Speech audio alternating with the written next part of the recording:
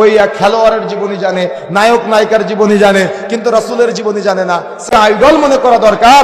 তাদেরকে আপনার সন্তান চেনে না, তাদেরকে আপনার সন্তান জানে না, তাহলে আপনার সন্তানের অবস্থা কি আজকে? কথা কি বুঝতে পেরেছেন?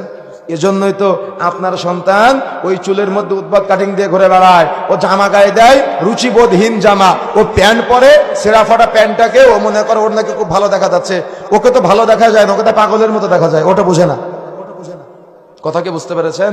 এই জন্য প্রিয় বন্ধুরা আমার, যে কথা বলতে চাচ্ছিলাম মূলত সেটা হলো আমাদের পরিবেশ এবং সমাজকে যদি আমরা পরিবর্তন করতে চাই তাহলে আদর্শ বাবা মা হতে হবে। বাবা মা যদি আদর্শ না হয়ে আপনি যতই আমাকে বক্তব্য দিতে বলেন না কেন, বিরুল ওয়ালিদাইন, পিতামাতার উপরে সন্তানের দায়িত্ব এবং কর্তব্য কি, জীবনেও আপনার সন্তান আপনাকে দাম দিবে না, বৃদ্ধাশ্রমে রেখে আসবে। কথা ক্লিয়ার? এই জন্য প্রিয় বন্ধুরা আমার, যত দিন যাবে যত আপনার সন্তান বড় হবে, রাসূলুল্লাহ সাল্লাল্লাহু আলাইহি ওয়াসাল্লাম বলছেন, মুরু আওলাদাকুম বিসসালাতি ওয়া হুম আবনাউ সাবঈ সিনিন, তোমাদের সন্তানদের বয়স যখন 7 বছর হবে তখন তাদেরকে নামাজের প্রশিক্ষণ দাও, সালাতের প্রশিক্ষণ দাও। 7 বছর বয়সে থেকে 10 বছর পর্যন্ত সালাতের প্রশিক্ষণ দিতে হবে। 10 বছর বয়সে যদি সালাত আদায় না করে তাহলে প্রয়োজনে প্রহার করো, তাদের বিছানাগুলোকে পৃথক করে দাও। তার মানে সন্তানদেরকে 10 বছর বয়সে সালাত আদায় না করলে পিটিয়ে সালাত আদায় করাতে হবে। কিন্তু দুঃখজনক হলো সত্য যে কোনোদিন আপনি আপনার সন্তানকে সালাতের নসিহা করেন না, মসজিদে নিয়ে যান না, পাশে বসিয়ে নামাজের শিক্ষা দেন না। আগে তো মক্তবগুলা ছিল, অর্থাৎ মক্তবগুলাতে ফজরের পরে আসরের পরে মাইকে ডাকতো ইমাম সাহেব, খতিব সাহেবরা, যে মক্তবের ছেলে মেয়েরা মসজিদে আসো। কিন্তু এখন মক্তবে বাচ্চাদের পাওয়া যায় শিখার সময় নাই, তার হাদিস শিখার সময় নাই। তো তারা কি করবে?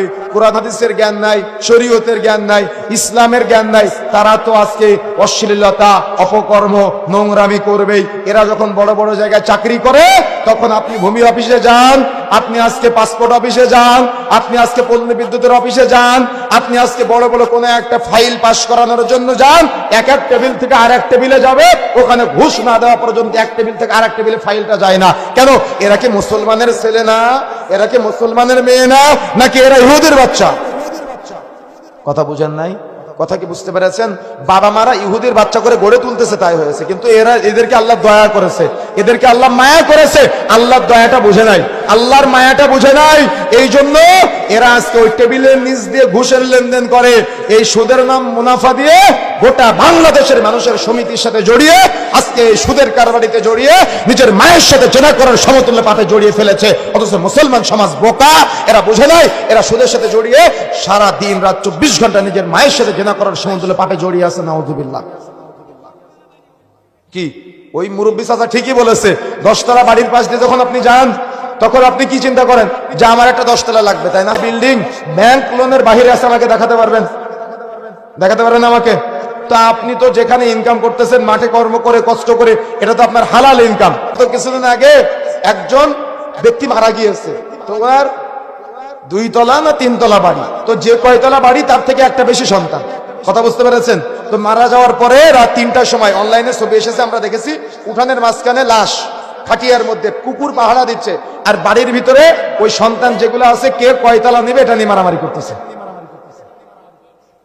কার জন্য রেখে যাবেন? ওর চাইতে আপনি মাঠে কাজ করতে যান না ভাই? কথা বুঝেন না? মানে মাঠে কাজ করতে যান কিনা? আপনি কি চান মাঠে কাজ করাটা ইবাদত হোক? চান কিনা? চান কিনা? আমি কি ফজিলত বলে দেবো আপনাকে? আপনি কি আমল করতে চান? আপনি ভ্যান চালান, যারা ভ্যান চালান, ভ্যান চালানোটা ইবাদত হবে। আপনি কি চান? নামাজ পড়েন না? নামাজ পড়াটা ইবাদত। নামাজ পড়াটা কি ইবাদত। আপনি যে মুদিখানার দোকানদারি করেন না, এই মুদিখানার দোকানদারি করাটা ইবাদত হবে। আপনি কি এটা চান? কথা বুঝেন নাই মনে হয়? কথা বুঝেন নাই? আবার বলি, বুঝেন ভালো করে। আপনারা সহজ সরল মানুষ, আমি জানি এই গ্রামের মানুষগুলো অনেক সহজ সরল হয়, এরা বহু পূর্বে জান্নাতে যাবে, কারণ হিসাব কম। কথা বুঝতে পেরেছেন? হিসাব অনেক কম আপনাদের, আলহামদুলিল্লাহ। তো আপনারা একটা কাজ করলে আপনাদের পুরো জীবনটা ইবাদত হবে শুধুমাত্র, জানেন? সব একে সকাল থেকে সন্ধ্যা পর্যন্ত পুরাটা ইবাদত হবে। যেমন মসজিদে নামাজ পড়েন ইবাদত না? দেখেন যারা ভ্যান চালান, রিক্সা চালান, মাঠে কাজ করেন, ধান কাটেন তো আপনারা না? ধান কাটেন, ভুট্টা লাগান, এই যে কাজগুলো করেন না, দেখেন এই পুরা কাজটায় আমরা, আমাদের বাংলাদেশের মানুষ আমরা আলহামদুলিল্লাহ জড়িত। আমাদের ধর্মীয় অনুভূতি আছে, আমাদের ধর্মীয় অনুভূতি নিয়ে অনেকেই খেলা করে, আমরা ওই খেলা করার সুযোগ দিব না। জ্ঞানী হতে হবে, আমাদের জ্ঞানী হতে হবে, ইলম অর্জনকারী হতে হবে। আপনি একটা জমি যখন কেনাবেচা করেন, দাগ নম্বর, খতিয়ান নম্বর, পরচা নম্বর কোথায় কি আছে সব দেখেন না? সবই তো দেখেন, তাই না? তো যাকে সব থেকে ছোট জান্নাত দেওয়া হবে, তার জান্নাত হবে গোটা পৃথিবীর মতো। 10টা পৃথিবী একসাথে করলে যত বড় হয়, তার জান্নাত হবে এত বড়। সুবহানাল্লাহ। তো এত বড় জান্নাতের জন্য দলিল লাগবে না? আমল লাগবে না?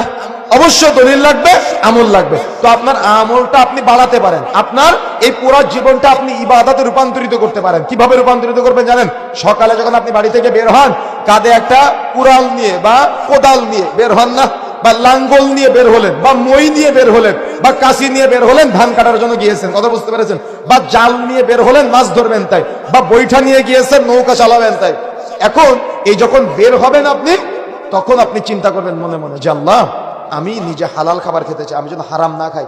আল্লাহ, আমি আমার মেয়েটা, আমার ছেলেটা, আর আমার স্ত্রী, আমার মা আর আমার বাবা, আল্লাহ আমি তাদেরকে হারাম খাওয়াতে চাই না, আমি তাদের সবাইকে হালাল খাওয়াতে চাই। কি নিয়ত করলেন বলেন তো?